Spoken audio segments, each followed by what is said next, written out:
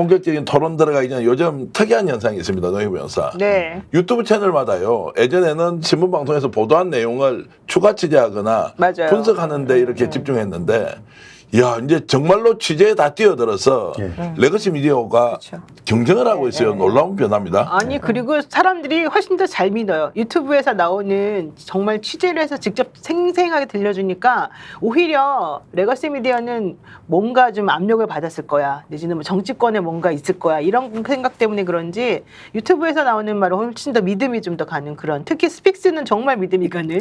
왜냐면 제가 진짜로 그 취재하시는 걸 옆에서 직접 보고 있고 저분이 제가 알고 있는 게 100이면 솔직히 말하면 30밖에 얘기를 안 하는데 그 30이 우리가 보기에는 엄청 큰 것들이었거든요. 그래서 많이들 도와주시면 정말 더 잘 될 거라고 봅니다. 실제 취재하면서 이제 이런 건 있습니다.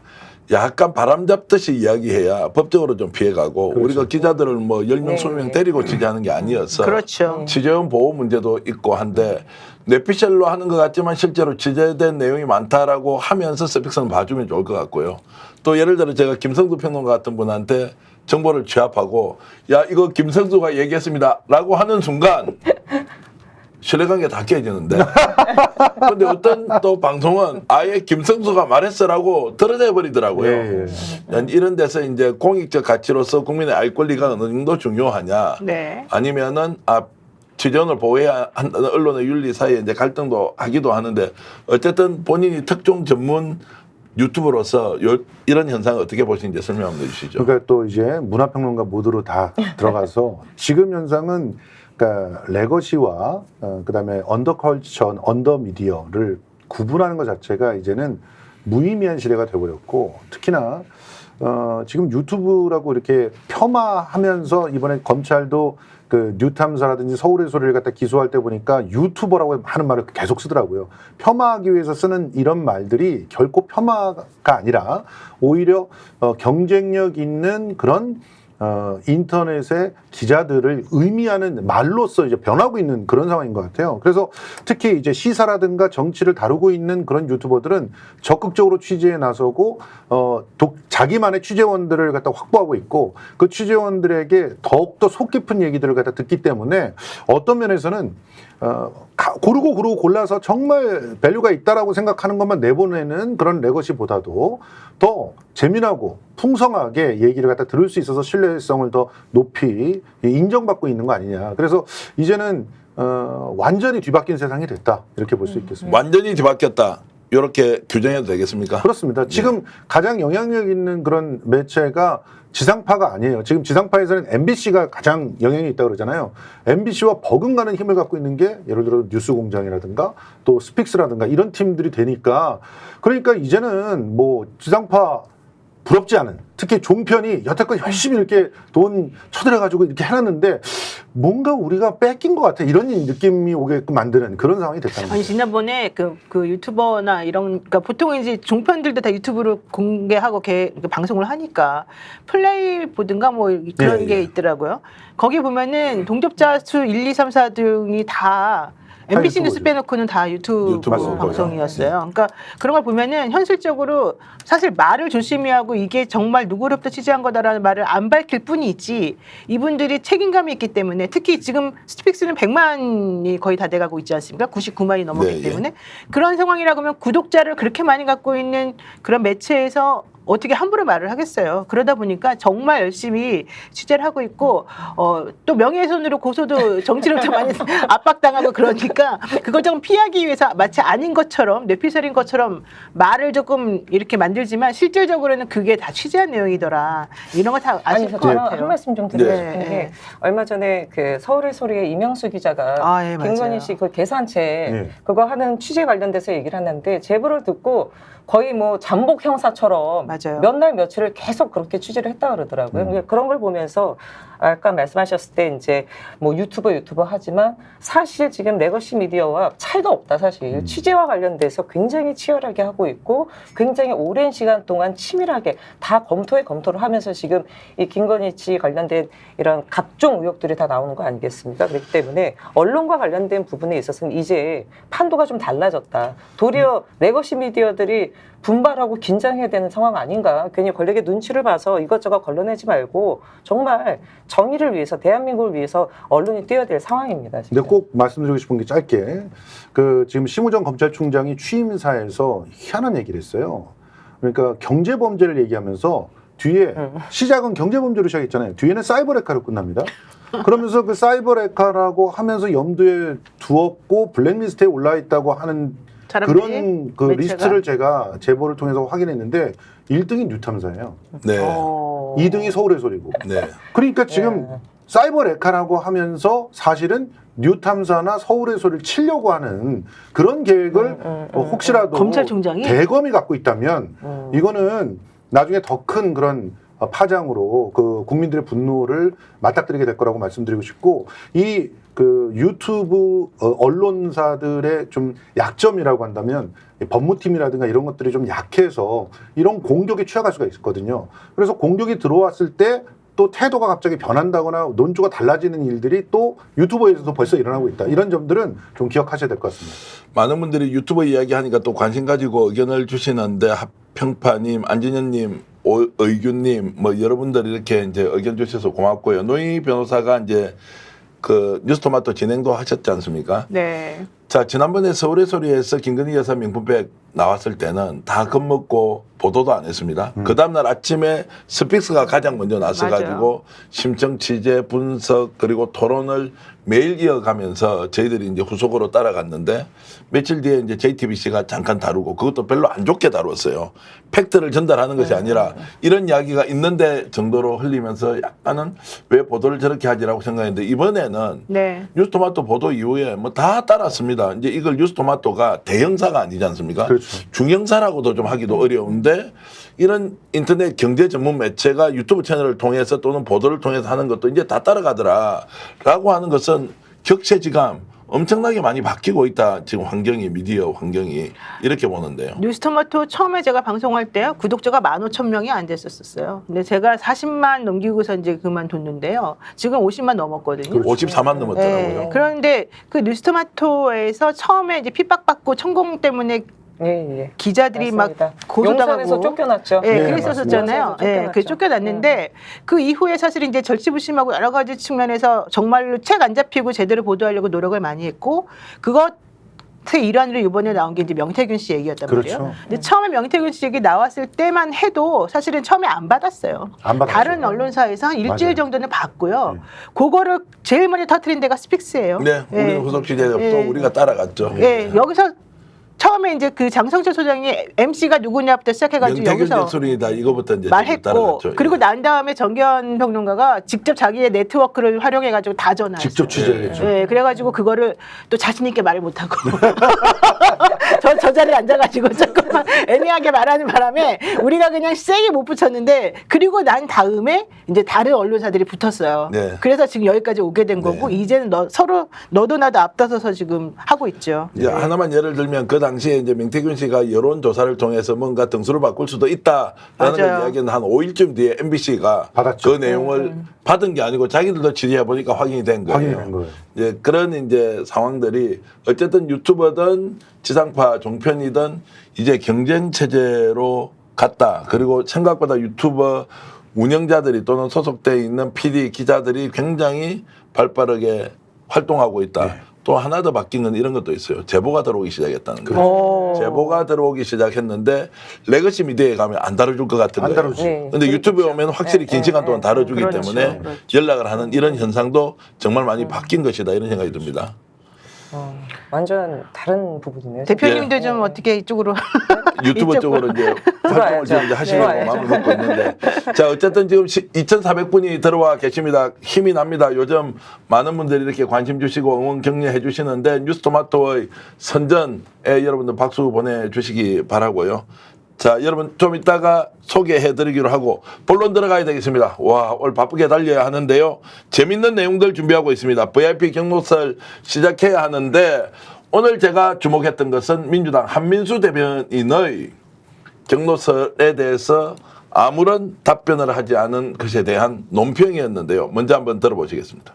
윤석열 대통령 측은 국가안보 사항이라 답을 할 수 없다는 취지로 답변했다고 합니다. 대통령이 경로했는지 아닌지가 국가 안보 사항입니까? 그러면 매번 신문 지상을 뒤덮었던 대통령의 경로는 대체 뭡니까? 윤석열 대통령 측의 파렴치한 변명에 실소를 금할 수가 없습니다. 자, 국가안보 상황이다라고 대통령실에서 얘기했던 부분을 어떻게 해석해야 되겠습니까? 이건 말도 안 되는 거죠. 아니, 지나가는 진짜 속아 웃을 일입니다. 대통령이 경로한 거 관련돼서 이게 예를 들어 국가 안보와 관련된 사항이라고 말을 하면 이게 무슨 국가 안보 관련된 사항입니까? 제가 보기에는 개인의 분노 조절 장애가 국가 안보인가요? 그러니까요. 그거 치료받아야 될 사항입니다. 아니, 그리고 이 사건 관련돼서 안 했으면 안 했다라고 하면 되는 건데 답변을 거부하겠다?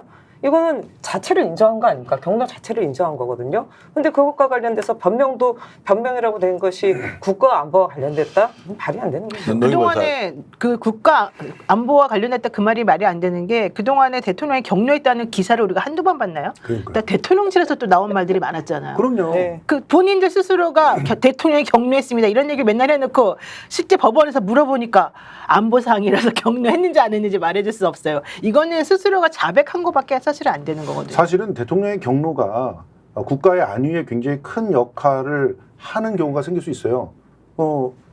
화가 나가지고 화를 참지 못하고 야 가서 밀고 올라가 이런 식으로 해버리면은 국가 안위에 큰 문제가 생기겠죠. 그러면 뭐 핵버튼 오히려 눌러 막 이런 식으로. 그렇죠. 이런 경로를 이렇게 조절하지 못하는 것이 있다고 국민한테 알리고 국민들의 평가를 받아야 되는 거 아닙니까? 그게 오히려 보좌진들이 해야 될 일이죠. 그런데 그런 일들을 하지 않고 그 경로했다고 쫄아갖고 다들 그걸 쉬쉬하고 감추기만 하니까 거기가 군걸이 되는 것이고 실제로 청와대를 갖다가 들어가지 않겠다고 한 게 규중 궁궐을 벗어나겠다라고 약속을 했는데 오히려 용산은 더욱더 강고한 그야말로 철옹성 같은 그런 궁궐 안으로 변해버렸거든요. 이 문제를 해결하지 않으면 민주주의란 없습니다. 근데 메시지를 내놓을 때 재판적인 사안이라서 답변하는 것이 맞지 않다라고 한다든지 누가 보더라도 이해할 만하다 이렇게 해야 되는데 국가안보 상황이라는 걸 들고 나오는 것은 욕 들어먹을 게 뻔한데 이게 메시지 관리가 아예 안 된다 지금. 그렇죠. 대국민 메시지가 이렇게 보는 견해도 있더라고요. 사실 그렇죠. 지금 이번에 질문한 내용이 6가지 중에서 3가지를 이제 재판부가 질문을 했어요. 원래 그 박대령 측에서 해달라고 했던 것 중에서. 근데 그 3가지가 뭐였냐면은 이런 일로 사단장을 처벌하면 대한민국에서 누가 사단장을 할 수 있겠냐 이렇게 대통령이 말했는데 정말 그런 말 했냐 그 말이 무슨 뜻이냐 요거하고 수사권이 없는 해병대 수사단에서 임성근을 형사 입건한 건 잘못이라는 취지의 발언을 대통령이 정말 했는지 요거하고 그다음에 02800-7070 그 유명한 전화번호 진짜. 이걸 이용해서 그 이종섭에게 전화했냐 안 했냐 이종호. 이종섭 전 국방부. 이종섭 전 예. 국방부. 예. 그렇죠. 그리고 전화했다면 무슨 말 했냐 요걸 이제 물어본 거였어요. 근데 사실조회 신청이라고 하는 것은 법원을 통해서 재판의 실체관계를 밝힐 때 가장 유효한 수단이고 가장 믿을 만한 정확한 판단 근거가 되기 때문에 법원에서 오케이를 해주는 거고요. 판사들이 그렇게 오케이 해가지고 협력해 주세요라고 물어봤는데 대통령실이 당연히 협력해야 될 대통령실이 국가 안보니까 대답 못한다 이렇게 말한다는 건 말이 안 되거든요. 게다가 지금 제가 지금 말씀드린 이 3가지가 대답을 못할 만한 게 뭐가 있어요. 자, 대답을 못한다는 결국 대통령이 경로했다라는 것을 간접적으로 그렇죠. 인정하는 것이기도 하잖아요. 거죠. 인정하는 거죠. 지금 말씀하셨던 3가지 관련된 부분은 이미 언론에 다 나왔던 사항입니다. 맞습니다. 근데 예를 들어 그것과 관련돼서 청와대가 그런 적이 없다라고 부인하거나 이런 적도 단 한 번도 없어요. 맞아요. 그렇죠. 그렇기 때문에 이거는 있는 그대로 사실이기 때문에 그에 대해서 답을 하면 되는 건데 이거를 답을 안 한다라는 거는 뭔가 숨기고 싶고 본인이 일단은 지금 임성근 그 사단장 관련돼 가지고 지금 배후에 있다라는 걸 인정하는 거기 때문에 그냥 거부하겠다라고 하는 것밖에 아니에요. 자, 그러면 이제 시인하면은 인정하게 되는 거니까 경로가 사실이고 개입이 사실이다라고 추론이 갈 거고 부정을 하면 그것이 나중에 들통났을 경우에 오히려 더 큰 죄를 받잖아요. 예. 자, 그래서 이제 대답을 안 하는 것인데 요 상황이 이번 오늘 8차 공판이었습니다. 자, 명예훼손 소송의 결과에 영향을 미칠 수 있다 없다 어떻게 보십니까? 100% 영향을 미친다고 봅니다. 그러니까 지금 현재 이 경로설이라고 하는 것이 항명 재판. 그렇죠. 예. 항명 재판에는 아주 거의 명예훼손에도 역시 같이 그 다 이 경로가 있었느냐 없었느냐 하는 부분은 굉장히 중요한 지금 최혜병 사건이 이렇게 외압에 의해서 이런 그 말도 안 되는 그런 결론을 내리게 된 것 전반에 경로라고 하는 게 빠져버리면은 사실은 마치 정상적으로 일어난 것처럼 포장을 할 수가 있잖아요. 근데 VIP가 경로했기 때문에 정상적인 시스템과 일의 처리가 중단되고 대통령을 옹이하는 심기 경호를 하는 그런 사람들의 희한한 선택들이 아주 위법적이고 탈법적인 선택들이 이어지게 되는 거 아니겠습니까? 그러니까 이 부분은 굉장히 중요한 쟁점이라고 생각합니다. 이게 정말 말이 안 되는 게 지난번에 우리 법사위에서 청문회 했었잖아요. 그렇죠. 그때 이종섭 전 장관도 나왔었고 또 여러 사람 많이 나왔었잖아요. 거기서 질문이 국회의원들의 질문이 그거였어요. 대통령이 격려했냐, 전화했냐 뭐 이런 거 물어봤었죠. 그때 뭐라 그랬어요, 이종섭 전 장관? 뭐 답변하는 것이 적절하지 않자. 그렇게도 대답했고요. 예. 그다음 두 번 나왔잖아요. 예. 그래서 나중에 처음에 증언 아주 선서도 안 하고 그런 식으로 네. 대답을 회피하다가 나중에 그런 사실 없다 이렇게 부인했어요. 네. 이미 그 사람은 나 대통령 격려 들은 적도 없고 전화 받은 적도 없고 이런 거 하나도 없었다라고 말을 했단 말이죠. 그렇죠. 네. 그랬는데 대통령실에서 대답 못 해주겠어요라고 말하면 도대체 뭐가 네. 되는 겁니까? 아니 만약에 뭔가 짜고 치려면 서로 간에 입이라도 좀 맞춰야 되는데 여기서는 이미 대답을 했다니까요. 아니라고? 그러면 여기서도 아니라고 해주던가. 근데 이게 답변이 자칫 잘못하면 위증죄가 될 수 아니 있는 이거 위증죄 안 돼요. 이런 사실조회 회신이라고 하는 네. 것은 법원에 나와가지고 선서해서 하는 게 아니잖아요. 재판 결과에 영향이 있습니까 없습니까? 당연히 재판에 영향을 미치니까 사실조회 네. 회신 갖고 네. 증거를 삼으려고 하는 네. 건데 그렇다고 해서 거기다 예를 들면 잘못된 말을 했다 그러면은 실질적으로 그게 위증죄가 되냐? 아니에요. 근데 이제 문제는 나중에 거짓말하게 되면 이제 정치적으로 큰 타격을 입겠죠. 그렇지만 그동안에 계속해서 수많은 사람들이 아니라고 했었잖아요. 그럼 아니라고 하면 되죠. 근데 그거를 아니라고 대답을 못한다? 그거야말로 진짜 뭐가 뒤에 있구나 이렇게 생각할 수밖에 없는 게 그렇죠. 되는 거죠. 자, 그래서 이제 박정훈 대령의 항명 및 상관 명예훼손 혐의의 재판이고 8차 공판인데 노임여사 대충 예측할 수 있습니다. 이 정도 사실조회가 나왔고 당사자가 다 이제 주장을 다 했습니다.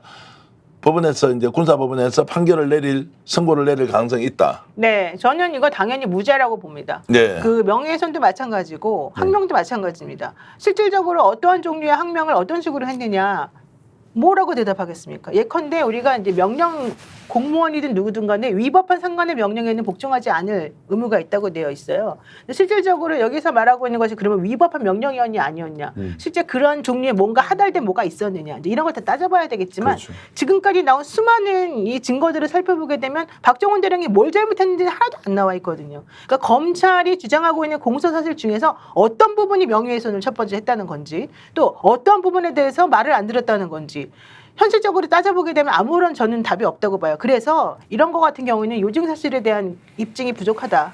결론적으로 만약에 여기서 무죄가 안 나온다 그러면 정말 그 판사님은 법관으로서의 양심을 저버린 거가 된다. 전 이거는 무조건 무죄가 나올 수밖에 없다. 이렇게 무죄가 나오면 정치적으로는 파장이 걷잡을 수 없다 이렇게 보십니까? 당연히 걷잡을 수 없이 파장이 되는 거죠. 지금 일단은 어찌됐건 간에 윤석열 대통령이 격려를 했기 때문에 그동안 제대로 수사했던 게 갑자기 다 뒤틀어진 거잖아요. 그러고 나서 박대령에게 뭐 항명죄서부터 명예훼손 다 걸고 넘어지게 된 거기 때문에 그동안 이 지금 최혜병 순직 사건과 관련된 모든 부분에 있어서의 배우가 용산이다. 이런 부분들이 다시 한번 정확하게 확인되는 부분이기 때문에 뭐 아까 말씀하셨듯이 뭐라고 답을 해버리면 나중에 소위 말해서 독박 쓰는 상황이 되고 빼도 박도 못하는 상황이 돼버리니까 답변 안 하겠다. 안보다. 안보 사항이다. 이러고 지금 돌리는 거죠. 네. 이제 이 재판 흐름 바꿀 수 없을 것으로 보이죠. 실제로 바꾸려면은 이 질문에 대해서는 대답을 했어야 돼요. 그러니까 해병대 수사단에게 수사권이 있느냐? 그게 없다라고 주장을 했다는 거 아닙니까, 대통령이? 그거는 대답을 해야 돼요. 그래야 항명이나 뭐든 이렇게 뭐 논리적으로라도 성립이 되고, 야, 이게 법조문을 갖다가 대통령이 제대로 해석하지 못하게 주변의 보좌관들이 제대로 일을 못했구나, 보좌관이라도 잡을 수 있어요. 그런데 이 부분에 대해서 답을 안 했어요. 두 번째 질문에 대해서도. 그거는 결과적으로 해병대 수사단의 수사권이 있다는 걸 알면서도 이렇게 거짓말을 해서 호도했다라고 하는 것을 자인한 결과가 되기 때문에 굉장히 큰 그런 정리가 좀 필요할 거라고 생각합니다. 그리고 이제 안타까운 이야기인데 원래 이제 최수근 상병이 그대로 살아 있었으면 내일이 저녁이죠. 제대 날입니다. 네. 저녁일인데 오늘 이제 재판 과정에서 대통령실은 모르겠다 답변 거부를 해버렸는데 어머니가 아마 재판 장에 이제 나오신 것 같아요. 그러면서 이제 이런저런 얘기를 했던데 그 내용 노영희 변호사 좀 설명 좀 해주시죠. 그러니까 지금 어머니 최상병 저녁일이 이제 26일이고 그 하루 전에 지금 8차 공판이 이제 이루어진 거지 않습니까? 이 어머니가 사실 그 동안에는 다들 말을 아꼈습니다. 제가 만약에 이 최상병의 엄마였다 그러면 이렇게까지 침착하게 끝까지 인내하면서 이 재판을 사실은 지켜보지 못했을 것 같아요. 그동안에 본인의 아들 사건을 수사하면서 박대령이 너무 힘들게 살았다는 것을 알고 있었기 때문에 오히려 그분에게 폐가 될까 봐 자기는 말을 삼키고 참는다 이런 얘기를 여러 번 했었었는데요. 이번에 대한민국 순직 국군장병 유족회 게시판에 글을 올려가지고요. 내일이면 저녁인데 돌아올 수 없는 아들이 되어 가슴이 아린다. 현장에 있던 지휘관들을 도저히 용서할 수가 없다. 진실을 밝히기 위해서 그동안 대한민국의 엄마들이 얼마나 노력했냐. 나도 그런 엄마가 되겠다. 이렇게 지금 얘기를 하신 거거든요. 자, 오늘 이런 내용을 이제 여러분들과 함께 나누는 이유는 우리가 잊지 않아야 합니다. 바뀐 게 아무것도 없습니다. 정의를 지켜야 한다는데 불의가 정의를 누르고 있고요. 그리고 정당하게 수사한 사람이 항명죄로 처벌을 받기 직전에 있습니다. 대통령은 경로만 했습니까? 구체적인 지시를 했겠죠. 이시원 공직기강 비서관을 통해서 했습니까? 국방부 장관을 통해서 했습니까? 이런 부분은 반드시 우리가 낱낱이 밝혀서 대한민국을 바로 세우는데 이번 사건이 그대로 수면 아래로 내려가서는 안 된다는 말씀을 좀 드리겠습니다. 김건희 여사 관련된 얘기 끝이 없습니다. 자, 수사심의위원회 최재형 목사와 관련된 수사심의위원회에서 불기소 결정을 내릴 줄 알았는데 기소를 하라고 하니까 수사심의위의 결과가 이제 달라져 버렸습니다. 이거 김성수 평론가 좀 설명 좀 해주시겠습니까? 예, 지금 이제 수사심의위원회가 두 차례가 같은 사건을 놓고 벌어진 거예요. 우선 첫 번째는 김건희 여사가 그 황제 접견이죠, 사실. 그건 수사가 아니라 황제 접견을 같이 하고 나서 그 다음에 검찰은 불기소를 할 수밖에 없었다라고 주장을 하면서 불기소 쪽으로 이렇게 딱 정리를 해버렸는데 그것을 그대로 놓고 용인해버리면은 국민들의 분노가 들끓기 때문에 이원석 검찰총장은 꼼수로 수사심의위원회를 열어서 그래서 거기서 최재형 목사가 주장하고 있는 것과 최재형 목사와 관련돼 있는 자료들을 전혀 공개하지 않으면서 결국은 의도된 어떤 결론을 내렸죠. 만장일치로 불기소한다는 결정을 내렸습니다. 근데 이걸 최재형 목사가 내 자료는 단 한 번도 보지도 않았다. 그러니까 나에 대한 지금 혐의, 세 가지 혐의가 있는데 그중에 첫 번째가 디올백을 주면서 이제 청탁금지법을 위반했느냐. 그다음에 두 번째가 김건희 등의 명예를 훼손했느냐. 그다음에 이 코바나 컨텐츠의 주거침입을 했느냐. 이 세 가지에 대해서 이제 수사심의위원회가 소집이 된 것이고 거기에서 자신이 할 수 있는 모든 자료를 다 낸 거죠. 그리고 그 자료를 보니까 차마 이 수심위 의원들이 아무리 자기가 좀 누구의 편을 들어주고 싶다고 한다래도 이 부분을 청탁이 없었다고 말할 수는 없는 상황이 돼버린 거예요. 그래서 8대7로 청탁금지법은 위반이고 그래서 최재형 목사를 기소해야 된다라고 하는 권고가 나와버렸죠. 문제는 청탁금지법을 위반을 뇌물 준 사람만 합니까? 받은 사람도 금지법이 위반이 되는 것이기 때문에 이 부분을 전부 불기소 처리하는 해프닝을 벌이지 않고는 그리고 그렇게 한 다음에 쏟아지는 문매와 욕을 듣지 않고는 이 문제를 해결해 줄 수 없는 상황이 되어버린 거죠. 조금 전에 MBC 뉴스데스크에서 최재형 목사가 최초로 공개한 영상이 짧게 나왔는데요. 그 영상 뭔지 잠깐 보고 계속 이야기 이어가겠습니다. 최재형 목사 측이 수사심의위에서 새로 공개한 영상입니다. 김건희 여사에게 디올백을 건넨 날 방문 며칠 전에 부탁한 대통령 시계를 받았다며 청탁이 이루어진 증거라고 주장했습니다. 아유, 이거 추석 선물로 형님 좀 꼭 갖다 드렸어요. 우리 대통령 시계. 아니 제가 형님께 너무 감사하다고. 언제 한번 자, 저 내용이 뭐냐면 주거침입을 했는데 대통령실에 선물을 줬어요. 노영희 변호사. 저 이걸 보고 수사심의위원들이 어떻게 판단을 하겠습니까? 웃지 말고 설명 좀 해보세요. 아니 남의 주거 침입했다는 죄가 성립이 되려면 법을 위반할 목적으로 실질적으로 그 상대방이 원하지 않는 그 주거에 들어가야지 되는 거거든요. 그 침입을 해야 되는 거거든요. 근데 저렇게 편안하게 앉아가지고 내가 당신 형님 되게 고마워서 시계 줄게 이러면서 주는데 그걸 어떻게 주거 침입이라고 봅니까? 그러니까 일단 주거 침입이라고 하는 혐의 자체가 말이 안 되는 거였고 첫 번째로는 그다음에 두 번째로 이번에 그 수사심의위원회에서 8대7로 기소 권고가 나온 사안 같은 경우에는 부정청탁 금지법에 대해서 검찰 측에서 그랬대요. 직무 관련성이 없는데 무슨 부정청탁이냐 이러면서 막 화를 냈다는 거예요. 그러니까 최재형 목사 측이 10분 동안 녹음 그렇죠. 테이프를 틀었대요. 자기가 검찰에서 수사받을 때 검사가 유도 질문하면서 계속해서 이거는 부정한 청탁이나 직무 관련성이 없지 않냐, 맞아 이런 얘기 하는 거를. 청탁 아니죠? 오히려 그렇게 변호사처럼 좀 했었어요. 네, 그렇게 했어요. 검찰도. 네, 그래서 이렇게 봐라, 내가 이런 식으로 수사를 이렇게 잘못 받았다, 이렇게 유도 신문을 당했다, 이제 이런 용어로 이제 하니까 오히려 거기 나와 있던 그 외부 의원들이죠, 이 수사심의위원회 위원들이 전부 다 너무 놀래가지고. 정말 그 10분 동안 그 얘기를 너무 몰입해서 잘 들었다라는 거예요.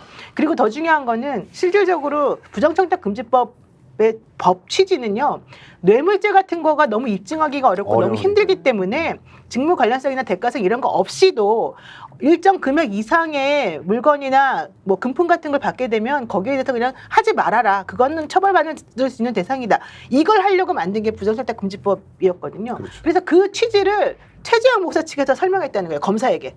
검사는 아니다. 이거는 직무 관련성이 있어야 된다. 이렇게 주장하는데 최재형 목사 측의 변호인이 아니에요. 우리는 그 법이 아니에요. 이렇게 말했다는 거죠. 제가 이 법을 만들 때 국회에서 제가 많이 왔다 갔다 하면서 실제 이 법이 어떻게 만들어졌는지를 다 알아요. 그때 정말 우리가 한 얘기가 그거였어요. 뇌물죄를 처벌하기 너무 어려우니 공직자들이 이렇게 정말 작은 선물이라도 받지 못하도록 일정 금액 이상으로는 못하게끔 직무 관련성 이런 거 따지지 말아라. 대가성 따지지 말아라. 해서 만든 게 이거였거든요. 근데 완전히 주객이 전도된 거예요. 최재형 목사가 굉장히 준비를 많이 하고 수심위에서 아예 정말로 기소를 하라고 결론 내도록 자료까지 줬다는 그렇죠. 겁니다. 예, 그렇죠. 예. 아니 그리고 저는 나를 기소하라라고 얘기하신 분을 고 노회찬 의원님 상상 S파일 떡강검사 명단 공개하고 나서 전 최재형 목사님 두 번째로 왔습니다. 본인이 다 인정했잖아요. 이거 지금. 그러니까 청탁한 거 맞다라고 했는데 도리어 아까 말씀하셨듯이 이거 청탁 아니죠? 아니 세상에 범죄자를 잡으라는 대한민국 검사가 내가 이거 줬다라고 얘기하는데 이거 청탁 아니죠? 이거는 완전히 말도 안 되는 일이 벌어졌어요. 근데 검찰에서 기소를 할 때는 이 정도 내용도 모르고 그냥 이거 주거침입죄야라고 그냥 기소를 했다는 것은 수사를 제대로 안 했거나 아니면 저런 증거가 있는데도 무시했거나 둘 중에 하나 아닙니까? 실제로 최재형 목사는 주거 침입이 아닌 결정적인 이유 중에 하나로 자기가 선물을 받았다는 얘기를 했어요. 네. 그런데 보도하는 언론들도 그 얘기는 싹 지워버리고 보도를 많이 했고요. 그리고 검찰도 그거는 아예 조서에서 싹 지워버렸을 가능성이 너무 높습니다. 근데 검사들 정말 이상하죠? 이상해요. 이건 조작이에요, 조작. 아니 죄 없는 사람은 잡아 넣으려고 온갖 압수수색을 다 하면서 죄가 된다는 것은 아니야 너 죄 안 지었는데 왜 덮어 쓰려고 해. 자, 이렇게. 전직 검사를 비롯해서 수사심의위원이 15명인데 이 영상 짧은 영상 하나 딱 보고 15대 0이 나왔어요. 15대 0. 여기에는 입이 그쵸. 그냥 뭐 할 말이 없는 거예요. 이 영상을 딱 보고는 선물을 받아갖고 왔는데. 자, 어떻게 그래서 오늘 MBC에서 최초로 공개한 그 영상 다시 한 번 더 보면서 저희들이 이어서 왜 이 영상을 공개하게 됐는지 스픽스가 최재형 목사께 직접 얘기 들었던 내용 그 뒤에 보여드리겠습니다. 일단 MBC 영상 한 번만 더 보겠습니다. 최재형 목사 측이 수사심의위에서 새로 공개한 영상입니다. 김건희 여사에게 디올백을 건넨 날 방문 며칠 전에 부탁한 대통령 시계를 받았다며 청탁이 이루어진 증거라고 주장했습니다. 아유, 이거 추석 선물. 형님 좀 꼭 갖다 드렸어요. 우리 대통령 시계. 아이고. 아니 제가 형님께 너무 감사하다고. 언제 한번 인사. 자, 왜 저 내용을 오늘 MBC에 공개했는지 최재형 목사에게 조금 전에 물었습니다. 그 내용 직접 여러분께 공개하겠습니다. 기자들이 거기 관심이 많은가 봐요. 왜냐하면 우리 수사심의위원회에서 기소를 이렇게 결정하게 된 여러 가지 요인들이 있었지만 우리가 낸 자료가 많이 그래도 그분들한테 많이 효과가 있었다는 거, 그거를 이제 기자들이 체킹을 하고 그게 내용이 뭐냐라고 너무나 우리 변호사와 저에게 집요하게 요구를 해서 그래서 결정을 해서 공개를 한 거죠. 예. 주거침입 혐의에 대해서 우리가 아니라는 거, 그걸 증명하기 위해서 오라는 날짜와 시간과 장소에 찾아갔고 또 과일과 음료와 빵을 접대를 받았고 화기애애하게 대화를 나눴고 그리고 귀가할 때는 선물을 2가지를 받았는데 그게 어떻게 주거침입이 되겠느냐라는 걸 우리 변호사가 입증하기 위해서 그 선물 받는 거를. 자, 노임 변호사, 그러면 이제 검찰이 이제 어떻게 합니까? 자, 기소를 하라고 하는 거 지난번에는 봐주기로 넘어갔어. 검찰은 어떻게 할 것 같아요? 심우정이잖아요. 심우정이잖아요. 검찰총장이 야, 심우정이잖아요. 대답이 걸작이다. 검찰은 네. 어떻게 할 거예요라고 질문하니까 심우정이잖아요. 근데 오빠 보세요. 친구. 아니 네. 지금 보세요. 지금 또 보면은 최재형 목사가 자기가 막 증거를 만든다는 게 확인해가지고 갖다 줘도 검찰은 아니야 계속 이런 상황이잖아요. 오늘 JTBC에서 나온 그 보도 중에 중요한 게 있습니다. 도이치모터스 주가 조작 사건 네. 관련해가지고 예. 판결문을 봤더니 예. 판결문에 나와 있는 내용 중에 정말 황당무계한 게 많았더라. 첫 번째, 우선 이정호라고 하는 블랙펄 인베스트먼트 대표, 이 그 도이치 주가 조작에서 정말 중요한 역할을 했던 그 사람하고 대통령 부인하고 그렇게 통화를 많이 했다. 게다가 이정호는 실질적으로 나는 대통령 부인하고 통화한 적 없다고 주장했으나 모르는 번호로도 저장 안 된 그렇죠. 번호로도 연락이 네, 그렇게 네. 많이 왔다. 이렇게 정말 대답했다는 게 나오고요. 네. 특히 김 여사가 이정호의 그 뭐 친척인가요? 민모 씨. 네. 그 이걸 정리했던 주가, 예, 예. 관리했던 예. 이 사람하고 주고받은 문자가 또 나왔어요. 거기에 뭐라고 나왔냐면 매도 타이밍 관련해 가지고 얘기가 나온 거예요. 김 여사가 민 씨한테 팩스 번호 물었고 민 씨는 19초 뒤에 팩스 번호를 알려주면서 매도 타이밍 다시 알려주겠다. 서로 화는 이런 내용도 있고요. 그렇죠. 주가 조작에 아주 중요한 주포인 A라고 하는 사람 집행유예 받은 사람이 있는데요. 네. 그 사람 도망다니다가 잡혀가지고 네, 이번에 네, 네, 이제 그렇죠. 집행유예 편지. 받았잖아요. 그 사람이 편지가 나왔어요. 편지에 뭐라고 나왔냐? 김 여사만 쏙 빠지고 우리는 다 잡혀갈 것 같아서 걱정이다. 그러니까. 윤 대통령은 김 여사만 빠지면 아무 상관없는 사람들이다. 이런 얘기까지 다 나왔어요. 자, 그러면 검사가 그런 내용들을 이미 다 수사해서 다 알고 있었다는 얘기잖아요. 그렇죠. 그런 상황에서 김건희 여사가 소환도 안 당하고 아무런 조사도 안 받고 4년 동안 버틸 수 있는 그런 상황이 됩니까? 이거 수사한 말이 안 되는 검사들은 거잖아요. 복장이 터졌대요. 그러니까 하는 말이에요. 어떤 검사가 도대체 이 그 열심히 수사한 검사들의 복장을 터뜨리고 있는 겁니까? 그 제가 질문을 네. 좀 이해하고 답변 좀 해주시기 바랍니다. 그러면 기소를 합니까 안 합니까? 제가 이 질문을 지금 하고 있는데, 자, 조든 소장이 대답 좀 해보세요. 우리 검찰이 저기 기소를 합니까 안 합니까? 노영희 변호사님께서는 심우정이잖아요라고 네. 얘기를 해주셨고요. 저는 일단 이거 못합니다, 기소를. 왜냐하면 그러니까 기소를 만약에 하게 되면 결국은 그 청탁금지법 관련돼서 직무 대가성이 직무 관련성이 되면 이게 결국은 윤석열 대통령 같은 경우 신고도 안 했다면서요. 예. 이건 확인됐잖아요. 빼박으로 걸리죠. 아니 윤석열 수사로 들어갈 수밖에 없는 그렇죠. 거예요. 그러면 지금까지 이렇게까지 해왔는데 지금 검찰이 기소를 한다? 기소를 하게 되면 완전히 이게 난리가 나는 거지 이게 않습니까? 수심이 결정하기 하루 전에 저한테 기자들이 전화를 했는데 저보고 이거 이번에 불기소 권고할 것 같아요? 기소 권고할 거 이러는 거예요. 나 이번 건은 기소 권고한다. 내가 얘기를 했어요. 그리고 난 다음에 실질적으로 그러면은 심우정 검찰총장이 이거를 기소하겠습니까? 그 권고를 받아들여서 또 물어봐요, 기자가. 그래서 내가 안 할 것 같아요. 말했어요. 그러니까 수사심의위원회에서는 기소하라고 권고를 하겠지만 심우정은 안 할 것 같다라고 대답을 했는데 저만 그렇게 말한 게 아니에요. 수많은 법조인들은 수사심의위에서 기소 권고 나올지 거기에 대해서는 의견이 갈렸지만 대부분의 법조인들은 심우정은 이거 기소 못해. 이렇게 나왔다는 거예요. 자, 그랬는데 실제 그러면 기소를 안 할 것 같습니까? 할 것 같습니까? 어떻습니까? 못한다. 그렇죠. 못한다. 그러면 못하면 이제 어떻게 됩니까? 이제 이게 국민들이 더 명확하게 알아버렸는데 못하게 하려고 오빠 친구를 거기다 넣었잖아요. 그러니까 그렇게 해서 안 하면 어떻게 되냐고. 그렇게 안 하게 되면 그러면 또 뭉개고 넘어갑니까? 당연히 특검으로 가는 당위성이 강하게 되고 네. 국민의힘 내에서도 더 이상 나는 여기에 이 무너져가는 배에 동참할 수 없다는 사람이 생겨나게 되면서 딱 8표가 배반을 해서 특검이 재부의돼도 통과하는 그런 상황이 만들어질 거라고 봅니다. 아니 그리고 그동안 국민의힘에서 뭐 버릇처럼 입버릇처럼 했던 얘기가 수사 결과 보고서 특검 관련돼서 판단하자 얘기 정말 많이 했었어요. 그렇죠. 근데 일단은 수사 결과는 나왔어요. 물론 검찰 같은 경우는 불기소 부분이 있지만 수심위 같은 경우는 지금 기소하겠다고 나온 부분이고 네. 이게 지금 갈리는 부분이에요. 그러면 결과가 나왔기 때문에 국민의힘 같은 경우도 특검 처리하는데 협조해줘야 돼요. 지금. 근데 자, 그러면 기소를 안 하면 어떤 일이 벌어지느냐? 자, 국힘은 아무 소리를 안 합니다. 김성두 평론가 얘기대로 그러면 특검 통과에 훨씬 더 강력하게 나올 수도 있다. 이렇게 노임에서 봐야 됩니까? 그렇죠. 명분이 계속 생기는 거잖아요. 예. 검사를 믿을 수 없다는 게 첫 번째 얘기가 되는 것이고요. 검사들이 정말 믿지 못하게 행동을 하고 있어요.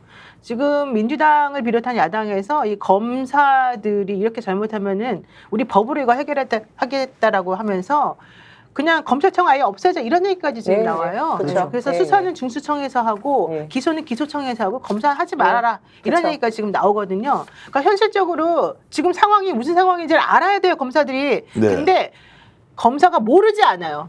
알죠? 맨 윗대가리에 있는 분들은 그럼에도 불구하고 여기 눈치 보는지는 모르겠습니다만은 사실은 그 중간 이후부터는 이러다 정말 검사들 끝난다. 우리 이러다 진짜 없어진다. 이런 생각하면서 밑에서 엄청나게 지금 그렇죠. 부글부글 예, 끓고 예, 있어요. 그래서 만약에 이번에도 심우정 검찰총장이 자기 정말 동생 친구 동생 친구 동생이라는 것 때문에 이런 거 안 한다거나 오빠 친구. 현실적으로 본인이 눈치 본다고 안 한다거나 이렇게 되면 인생 끝난다는 걸 알게 될 거고요.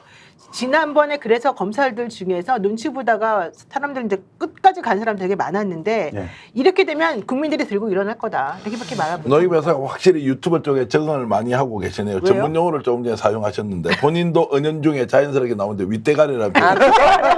윗사람이 아니고 윗대가리를 뭐 이렇게 표현하셨는데 윗대가리. 자 이래서 오늘 민주당에서는 강력하게 전현희 최고위원이 이 문제에 대해서 문제 제기를 했습니다. 부산에서 했는데요. 직접 한번 들어보겠습니다. 어젯밤 검찰 수심위에서 최재형 목사에 대한 청탁금지법 위반 혐의에 대해서 기소 의견을 내렸습니다. 배우자가 청탁을 받았고 그리고 금품을 수수한 사실을 안적시 청탁금지법에 의하면 신고하고 반환을 해야 됩니다. 이러한 의무를 이행했는지 그리고 이행하지 않았다면 이것은 명백한 대통령의 청탁금지법 위반 범죄 행위가 되는 것입니다. 자, 국힘이 이 문제를 다룰 수밖에 없을 텐데 어저께 대통령과 직접 만났는데 아무 소리도 못하고 악수 정도만 하고 눈길도 안 줬다는 거 아닙니까? 그러면 다시 대통령을 만나자 한동훈 대표가 얘기를 했습니다. 자, 그러면 두 가지 얘기를 할 텐데 첫 번째는 김건희 문제 어떻게 할 거냐. 의료 대란 문제 어떻게 할 거냐. 이 두 가지 문제인 것 같은데 끝까지 김건희 문제는 포기하지 않는다는 것이 한동훈 대표. 왜냐하면 국힘이 살아가야 하기 때문에. 자, 이 얘기 대통령에게 직접 할 수 있겠습니까? 대통령한테 만나자는 말도 직접 못해가지고 아니 만나자고 얘기했잖아요. 만나자고 본인이 직접 언론을 대고 한 직전이니까요. 거잖아요. 직접 못하고 한 게 아니죠. 귓속말로 좀 예. 만나게 해주세요 이렇게 했다는 건데 그거를 거절당했다는 거고. 정무실장한테 했다가 또 까였죠. 게다가 이번 만찬의 최대 성과가 뭐냐? 밥 먹은 거. 그렇죠. 이게 바로 한동훈 대표가 지금 한 아니 말이에요. 실제로 밥 한 공기 대화한 거 아무것도 없고. 고기 먹고 밥 먹었다. 고기 이게 아니, 이번 뭐 성과다. 한동훈 이렇게 대표가 말하고 좋아하는 있어요. 소고기와 돼지고기를 준비했다. 한동훈은요. 원래 그렇지 않습니까? 우리 저 정기환 대표가 훨씬 더 잘 알고 있겠지만 이렇게 만찬을 공식적인 만찬을 하게 되면 그래도 짱 대표라고 하는 사람한테는 한마디씩 할 수 있게 아니 했잖아요. 그리고 일부러 멀리 앉혔잖아요. 네. 지금 말하기 싫어가지고. 그런데 아예 한동훈은 말할 기회도 안 줬어요. 이랬는데 무슨 뭐 독대가 뭐 어쩌고 이런 얘기를 합니까? 아니 언론에는 그 얘기 나오던데요. 윤석열 대통령 감기 걸렸는데 아이스라떼 시켜가지고 감기 네. 걸리셨는데 아이스라떼 시키시면 뭐 안 좋은 거 아니십니까? 그런데도 불구하고 어머나. 윤석열 대통령이 아이스라떼를 딱 시켰다 그러더라고요. 네. 이건 제가 보기에는 어제 가서 밥은 먹었는데요. 결국은 윤석열 대통령이 이 한동훈 대표 물먹인 겁니다. 그렇죠. 물먹인 자리였어요. 자, 이제 용산에서 있었던 만찬보다는 지금 국힘이 내부에 이제 이 문제를 어떻게 다룰 거냐, 수심위 문제, 그다음 김건희 특검 문제와 관련돼서 결국 10월 달에 어떤 식으로든 재의결이 진행되지 않습니까, 노영희 그렇죠. 변호사? 자, 그러면 기대냐 아니면은 실제 상황이 일어날 수 있느냐에 대해서 갑론을박이 한참 심한데 더 이상 견딜 수 없다. 최근에 제가 국힘 관계자 만나보더라도 더 이상 견디면 정말로 다 멸망한다. 이 정도까지 있으니까 이번에 재의결 과정에서는 뭔가 다른 결과가 나올 수 있다라고 보십니까? 이번에 재보궐선거가 있잖아요. 예. 재보궐선거에서 어떤 식으로든 간에 성과가 나야 되잖아요. 전패할 수는 없는 거잖아요. 그렇게 하려면 민심을 억누르고 민심에 역행해서는 안 되는 거거든요. 이제 대통령이야 저물어가는 회의지만 실제 국회의원들은 대통령이 실제 그 자리에 있거나 없거나 본인들은 계속해서 정치를 해야 되잖아요. 지자체 선거도 앞으로 또 그렇죠. 있어야 되고. 그러면 현실적으로 야 나는 그래도 대통령한테 충성할 거야 이러겠습니까? 아니면 어차피 대통령이 이제 끝나가는데 내가 그 사람하고 거리를 둬야 되겠다 생각하겠습니까? 현실적으로 재보궐선거가 바로 코앞에 있는데 국민의힘 사람들이 전부 다 대통령이 거부권 행사한 것에 대해서 다 오케이 이번에도 무조건 니네 말 들어줄게 이렇게 하면은 사람들이 전부 다 국민의힘 잘한다 이렇게 하겠습니까? 저는 정치인들처럼 이렇게 흘러가는 배의 방향이 어딘지를 아는 사람들은 없다고 생각해요. 정치인이시잖아요, 우리 대표님. 그렇죠? 그러니까 이런 거 보게 되면 본능적으로 쥐들이 그 배가 난파하려 그러면 막 쭈르르 도망간다면서요. 목숨을 걸고 탈출합니다. 본능적으로 아는 네, 거, 이 행정 느낌이 본능이 있죠. 지금 현재 어떻게 돌아가고 있는 판인지를. 그러면 저는 그래서 기대를 해요. 근데 김종대 의원님은 여기 나오셔가지고 나는 기대 안 한다 이러셨는데 저는 그래도 끝까지 기대하고요. 기대한다고 말을 할 겁니다. 왜? 그래야지 국회의원들도 무서운 줄 알거든요. 국민의 사람들도. 한동훈 대표 입장에서는 정말 바짝바짝 침이 말 거예요. 왜냐하면 10월 보궐선거가 얼마 남지 않았어요. 그럼요. 근데 지금 4개에서 하지 않습니까? 근데 만약에 여기서 예를 들어 호남은 뭐 그렇다고 치고 제끼고 금정, 부산 금정, 그 다음에 강화인가요? 네. 거기서 국민의힘이 다 먹어야 돼요. 그래야지 본전이거든요. 본전이에요. 그건 본전이야. 잘한 게 아니라 본전인데 여기서 하나를 지거나 둘 다 졌어. 그럼 한동훈 대표 자리 보존합니까? 맞아요. 게다가 지금 자리 보존은 어려워요. 부산 같은 경우는 민주당도 또 지금 후보 단일화 하려고 하고 있잖아요. 아니 근데 이 말씀은 한동훈 대표가 아무 힘도 없이 대통령한테 까이고 있는데 힘은 없어요. 선거 결과에 대한 책임을 왜 본인이죠? 지금 윤석열 대통령 때문에 선거 결과가 이렇게 저렇게 될 수 있다고 예상을 할 수 있는 것인데 제가 이제 이 문제를 좀 집요하게 여쭤보는 것은 김성두 평론가님. 자 그러면 국힘에서 내부 균열이 일어난다라고 했을 때 정치평론가들 물어보면 정말로 반반 갈리더라고. 야 그거 안 돼. 뭐 없어. 뭐 어떻게 특검 받으면 어떻게 감당하려고. 차라리 특검 받는 것보다는 계속 이렇게 포기하고 가는 것이 낫다. 이제 이런 것도 있고, 이제 더 이상 임계점을 넘어섰다. 무조건 이제 뒤집어질 것이다라고 해서 정반대 의견을 내는데 기대 말고요. 냉정하게 김성구 평론가가 보시기에는 국힘에서 반란표가 8표 이상 나올 수 있다라고 보십니까?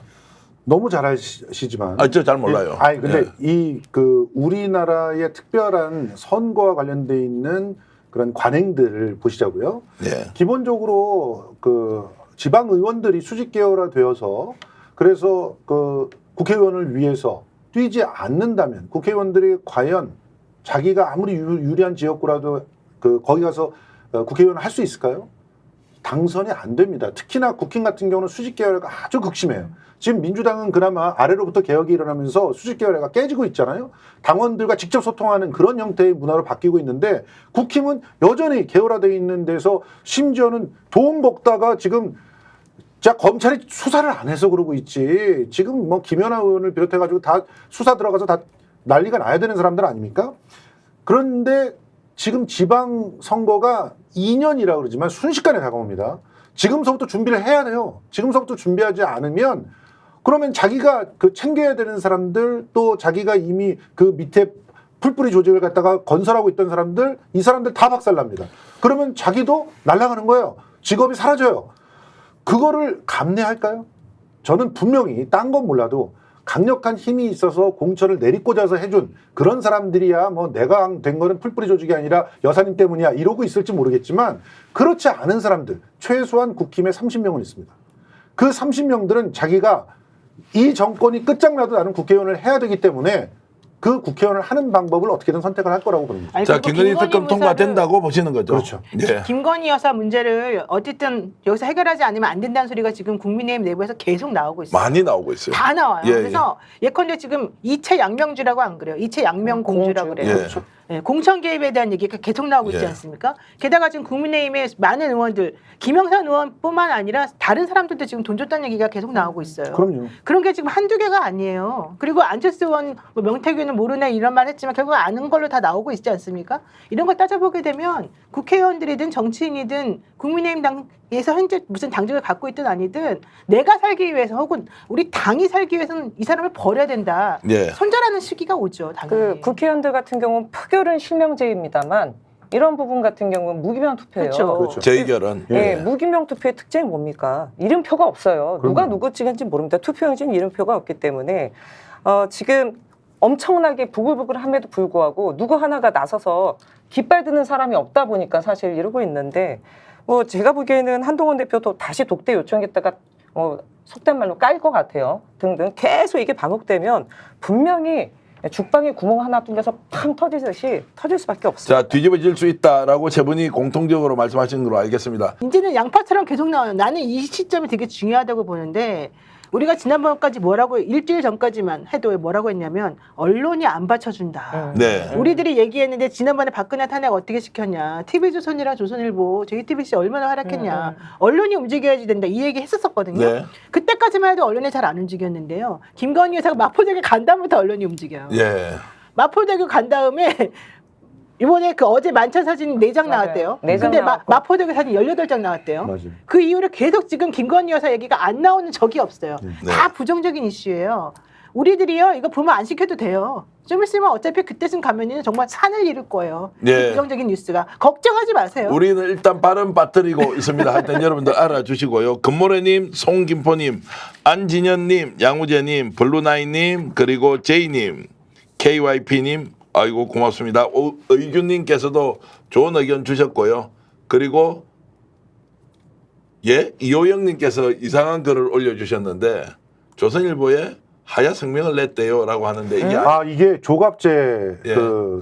전 기자죠. 논설위원.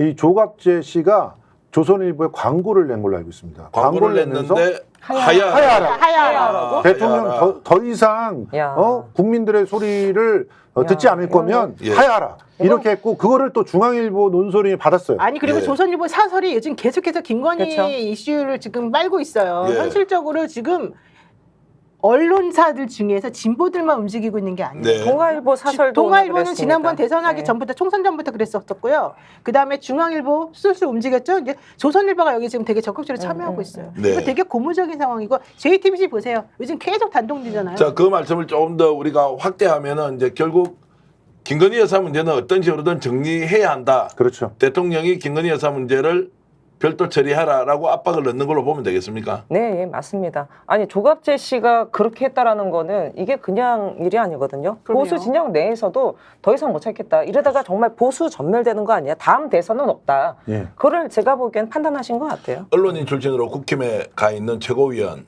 또는 이제 지금 국힘과 깊이 연관되어 있는 언론인 출신 두 사람이 앉았는데요. 똑같이 질문 드릴게요. 윤석열 대통령이 김건희 여사를 버릴 수 있느냐 없느냐 어떻게 됩니까? 못 버리죠. 못 버리죠. 못 버리죠. 그런데 그중에 한 분은 버릴 것이다 라고 얘기했고 한 사람은 절대 못 버릴 것이다 라고 버려. 했는데 조선일보 주필인 김대중 선생님께서 김건희 여사한테 애둘러서 이렇게 얘기했어요. 남편을 내조하는 데 있어서 지금 어떤 게 필요한지를 생각해 보라고. 그런데 그거는 결국 윤석열은 결단을 못 내린다 이거예요. 자, 그러면 중앙일보 기자 출신이죠. 김종혁 최고위원은 대통령이 김건희 여사와 결별할 것이다 안 할 것이다에 대해서 어떻게 대답했을 것 같아요? 김종혁은 한동훈 편인데. 못 버릴 것이다 라고 했다? 글쎄요. 김종혁은 지금 현재 그 한동훈이랑 싸우는 사람이 윤석열 같죠. 예. 김건희입니다. 실제로 김건희. 네. 사실 우리가 이번에 그 서울의 소리의 그 보도가 굉장히 재미나지만 실제로 보도의 가치로 제가 보기에는 뉴스토마토가 더 탁월했다라고 하는 건 뭐냐면 한동훈과 윤석열이 싸우는 당정 갈등의 시작이 어디인지를 보여줬어요. 2022년에 김건희는 갖다 김영선을 꽂았던 겁니다. 그래서 그게 받아들여졌던 거예요. 근데 2024년에는 꽂으려고 그랬는데 그걸 컷오프 시켜버린 겁니다. 한동훈이. 감히 한동훈이. 그것도 누구를 시켜서 했냐면 한동훈의 깐부인 유일준을 통해서 유일준이 국민의힘의 공천관리위원이면서 동시에 국민의 미래 공천관리위원장이었어요. 이게 말도 안 되는 개판이라는 것을 지적하는 언론이 단 한 군데도 없었어요. 저 하나만 이거 꼭 소개해드리고 싶어요. 네. 샤크님이 뭐라는 줄 아세요? 아까 좀 전에 대통령이 부인을 버릴 것이냐 물어봤잖아요. 예. 그 반대 얘기하시네요. 그렇죠. 부인은 버릴 것 같은데요? 그래서 김대중 주필이 그랬다니까요. 자, 그래서- 빨리 버려달라. 그래서 기자 출신 두 사람과 한 사람이 앉아서 이 사람이 질문을 했어요. 기자 두 사람한테 윤석열 대통령이 김건희 여사와 결별할 것이냐 아니냐. 한 사람은 결별 절대 못한다. 한 사람은 결별 할 것 같다. 그러면 우리 다 죽는데 결별한다고 했다는 거예요. 거기 상황이 매우 중요합니다. 이 두 사람이 동시에 야, 너 기자 30년 뭐 하면서 했어? 그것 하나 제대로 몰라? 라고 얘기했다는 실화를 여러분들께 전해드리면서 결국 한 몸이 되어서 가지만 분리를 요구하는 보수 언론의 그런 요구를 받아들일 가능성은 매우 낮다. 부러지더라도 휘어서 유연하게 협상할 가능성은 없다. 이것이 지금 현재 용산과 국힘에서 바라보는 객관적 관점입니다. 비슷합니까? 근데 그 찬스를 한동훈은 잡지를 못하고 있네요. 한동훈이가 한심하게 짝이 없습니다. 힘이 없어요. 힘이 그러니까. 없고 그다음에 남의 힘에 붙어서 사실은 여기까지 온 사람이기 때문에 그렇죠. 그래요. 자기 세력도 없고 자기 관점도 없어요. 내용 한 대화를 10분만 해보시면요. 윤석열보다 더 정치를 모른다 이렇게 생각할 수 있어요. 그리고 정치 초짜 둘 다 마찬가지인데 서로 너무 잘 알잖아요. 서로 물고 물리는 게 있어요. 그렇기 때문에 한동훈도 과감하게 나가지 못하는 부분이 있습니다. 스픽스는 말하는 언론입니다. 대세는 유튜브, 그중에서 스픽스. 좋아요, 댓글, 구독, 알림 설정. 여러분이 저희를 사랑해 주시고 우리가 여러분을 사랑하는 4가지 방법입니다.